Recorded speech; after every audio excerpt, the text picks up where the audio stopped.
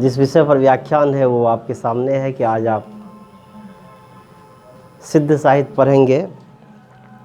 सिद्ध साहित्य के तहत आप देख रहे हैं कि ये कल मैंने आपको बताया था कि सिद्ध साहित्य का संबंध जो है वो बौद्ध दर्शन के साथ है। महात्मा बुद्ध का जीवन और उसके जीवन के संबंध में जो विचार है, उन विचारों का किस प्रकार समाज पर प्रभाव पड़ा है कि वो महात्मा बुद्ध किस प्रकार अपने विचारों को ईसा से 500 वर्ष करीब पहले दिया था।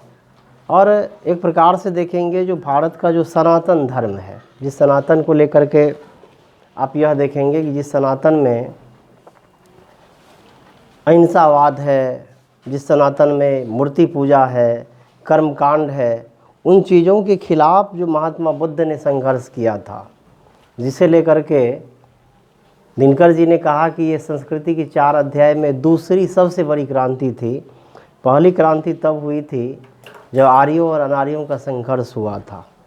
दूसरी क्रांति तब हुई जब महात्मा बुद्ध ने सनातन धर्म के खिलाफ एक उत्तम परिष्कृत साफ सुथरे धर्म का प्रवर्तन किया।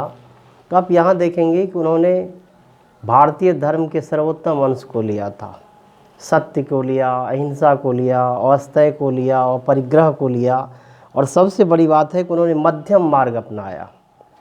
मध्यम मार्ग से तात्पर्य यह है कि एक ओर पशु हिंसा का प्रचार सनातन धर्म कर रहा था, दूसरी ओर कर्मकांड का वो प्रचार कर रहा था।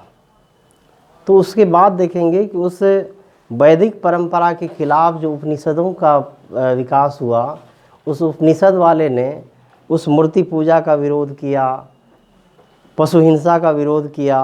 और फिर आप देखेंगे कि वे अंतः साधना पर जोर डालने लगे, धर्म के एक ऐसे पवित्र मार्ग का प्रवर्तन किया। और जो स्वर्ग को लेकर के या मूर्ति पूजा को, स्वर्ग को लेकर के जो कॉन्सेप्ट था कि स्वर्ग कैसे जाते हैं, जिसके बारे में उन्होंने बताया, वैदिक ऋषियों ने बताया कि स्वर्ग एक ऐसा स्थल है, एक ऐसा स्थान है जहाँ पर सुख के सारे साधन उपलब्ध हो जाते हैं। और वो स्वर्ग कैसे मिलता है, उसके संबंध में विचार दिया गया था कि जब आप पुण्य का अर्जन करते हैं और जब उस पुण्य की मात्रा पर्याप्त हो जाती है, तब जाकर के स्वर्ग की प्राप्ति होती है। वैदिक ऋषियों ने इसके बारे में बात कही है। लेकिन बाद में जो औपनिषदिक परंपरा का विकास हुआ, तो इन लोगों ने बताया कि स्वर्ग अस्थाई समाधान नहीं है।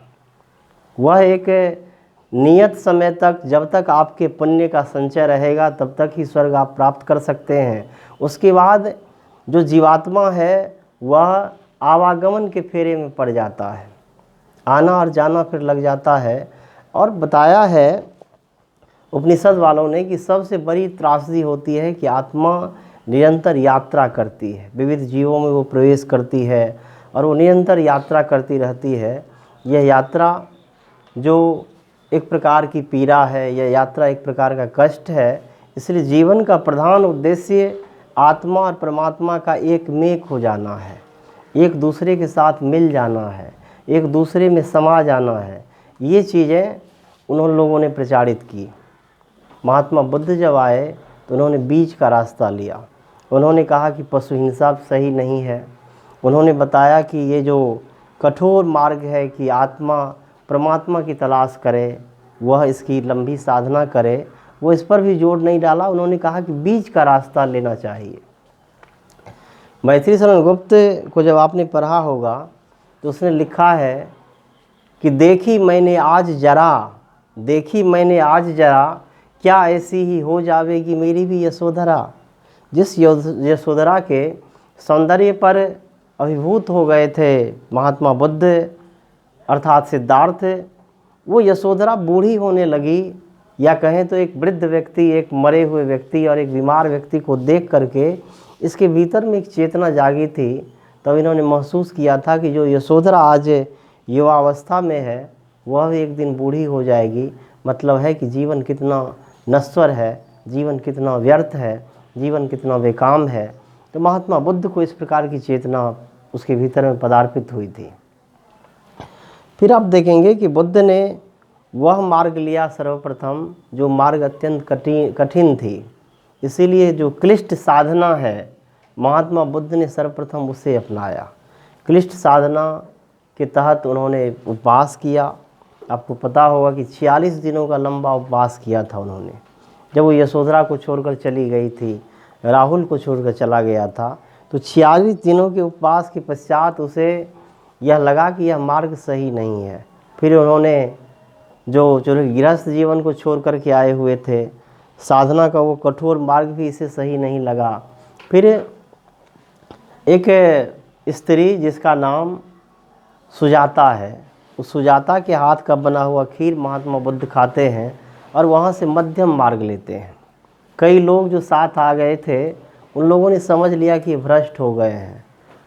क्लिष्ट साधना करने वाले लोग जब भोजन कर ले और 46 दिनों का उपवास जिसके कारण किया था वो सत्य की प्राप्ति थी, वो नहीं हो सकी और इसे लगा कि ये भ्रष्ट हो गए, तो वे लोग छोड़ गए। लेकिन बुद्ध ने अपना मार्ग नहीं छोड़ा, उन्होंने बीच का रास्ता लिया।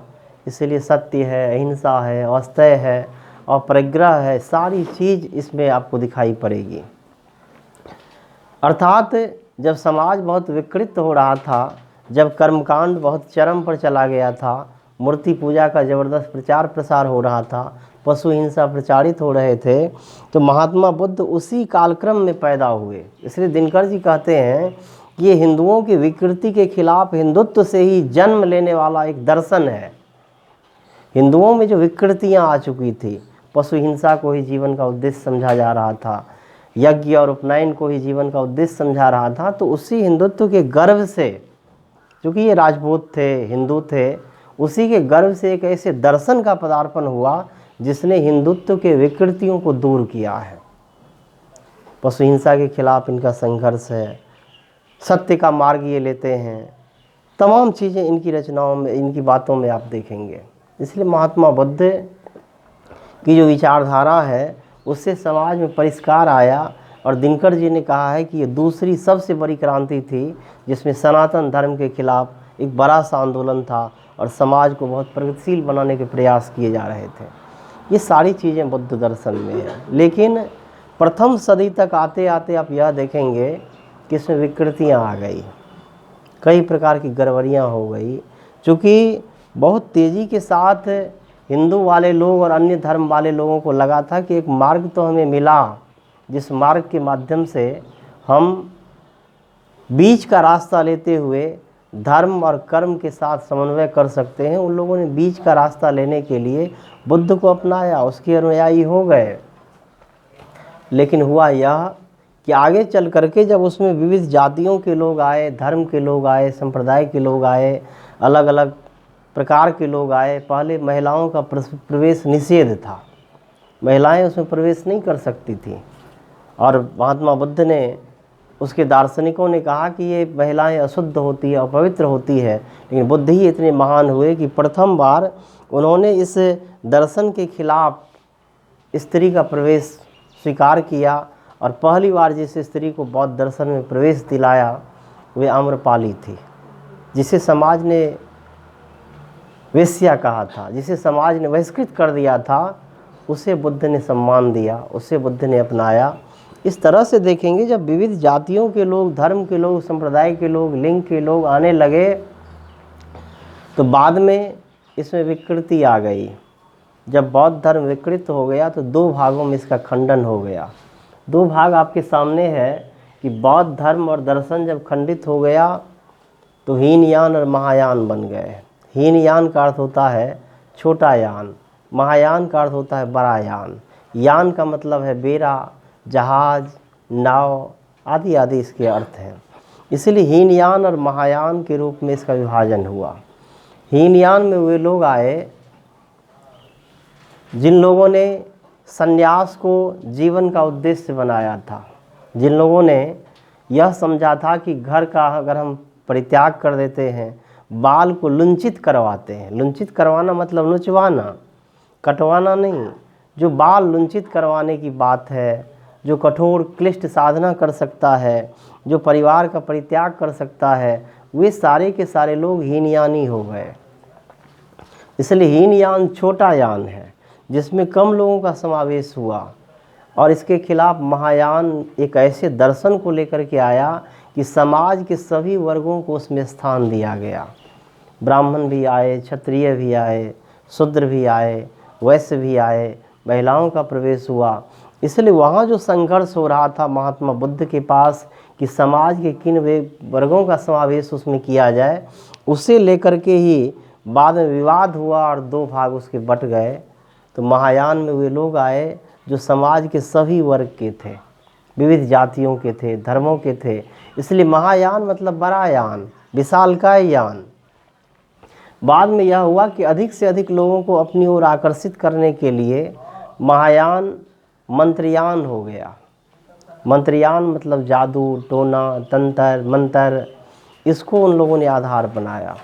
हिंदी साहित्य के इतिहास में जहाँ से हिंदी कविता की मौलिक रूप से शुरुआत होती है, उसमें योगदान देने वाले जो कवि सिद्ध हुए वे इसी धार्मिक परंपरा के हैं, जिसमें आप स्पेशली देखेंगे कि ये जो महायानी है वो मंत्रयानी हो गए। बाद में इसका नाम मंत्रयान हो गया। जब इन लोगों ने अपने प्रचार के लिए गलत रास्ते को अपनाया तो ये मंत्रयानी हो गए। और मंत्रयान में जब काफ़ी वर्ग के लोग आ गए तो मंत्रयान में उसका विभाजन हुआ तो ब्रजयान हो गया और सहजयान हो गया। ब्रजयान में जो ब्रज शब्द का प्रयोग किया गया है वह शब्द भगवान इंद्र का वज्र है।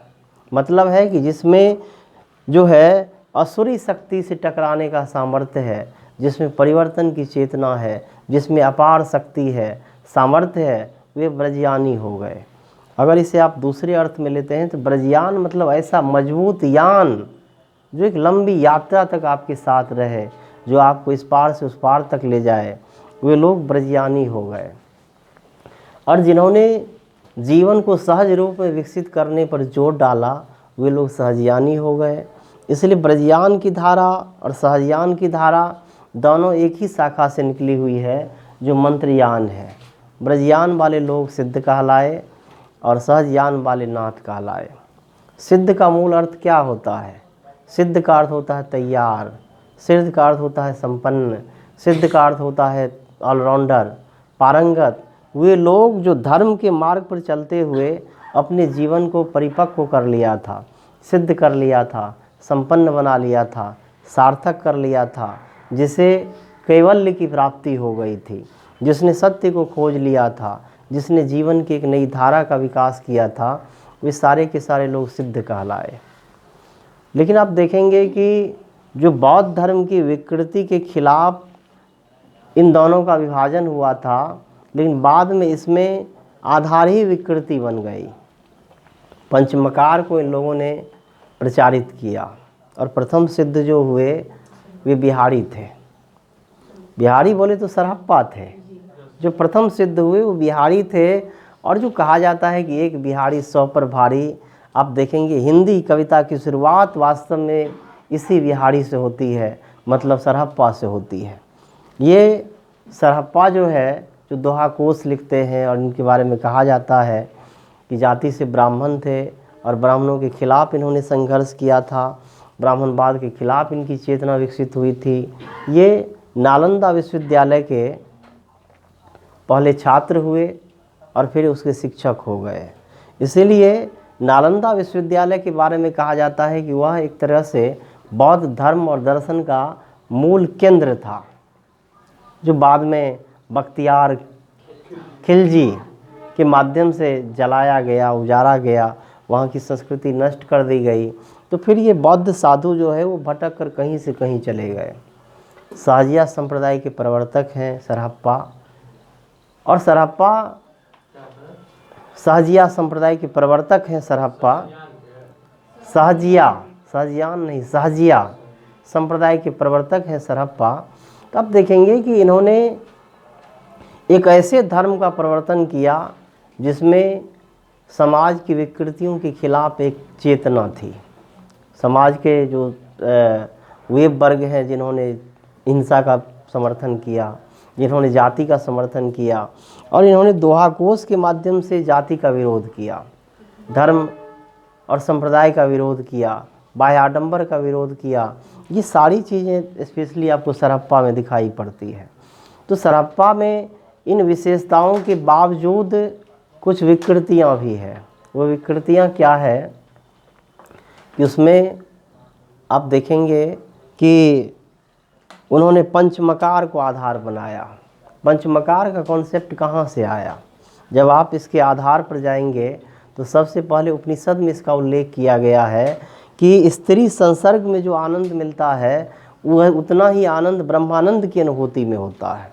वहाँ पर उस तरीके से उसकी व्याख्या की गई, तो सरहप्पा ने उसी की व्याख्या यहाँ अपने सिरे से की है।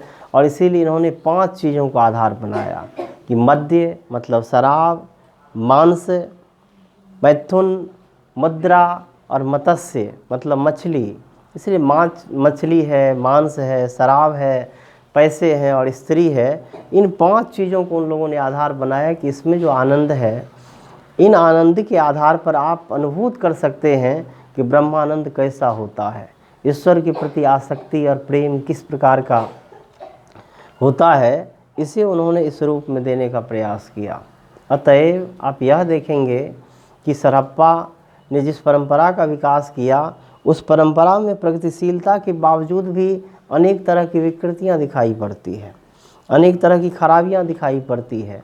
और ये चीज़ें आपको स्पष्ट रूप से दिखाई पड़ेगी।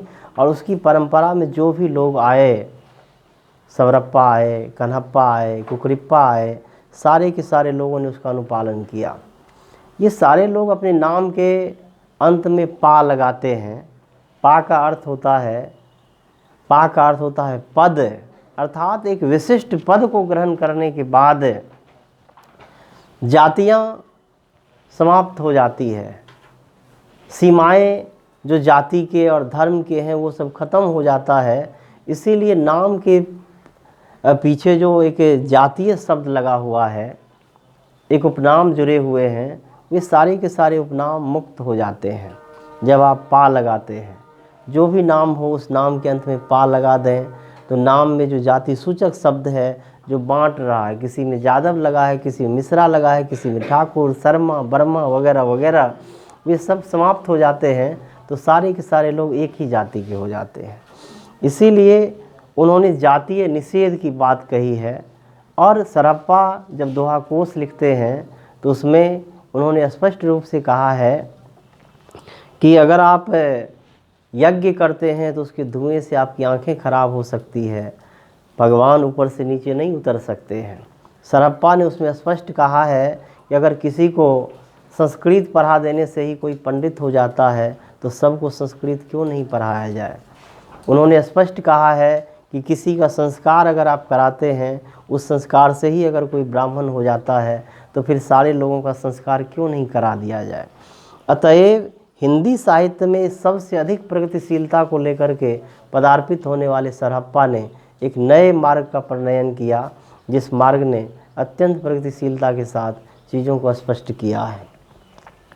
इसलिए आप देखेंगे स्पेशली कि सरहप्पा की जो रचना है जिसमें दोहा कोश है, या उस परंपरा में और जो लोग हुए जिसमें सवरप्पा है, कुकरिप्पा है, कन्हप्पा है, सारे लेखकों की रचनाओं में वो चीज़ आपको मिलेगी जिसमें सामाजिक समता और सारी चीज़ें आपको स्पष्ट रूप से दिखाई पड़ती है। इसमें आप देखेंगे